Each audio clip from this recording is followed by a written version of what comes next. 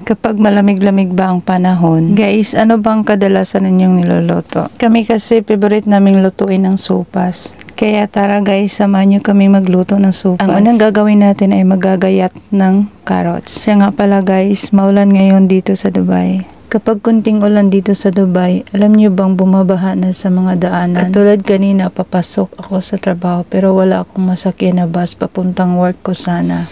At hanggang nabutan na ako ng 1 oras. Kaya naman tinamad na ako. Sana all tinamad. Kaya naisipan kong umuwi na lang. Guys, anong klaseng hotdog ang ginagamit ninyo sa sopas? Ako kasi tender juicy para malasa. Alam nyo ba dati na hindi ako kumakain ng sopas? Dito lang ako sa Dubai nakakain ng sopas. Kaya naman naging favorite ko na at madalas na akong nagluluto. At syempre, hindi mawawala ang ating cabbage.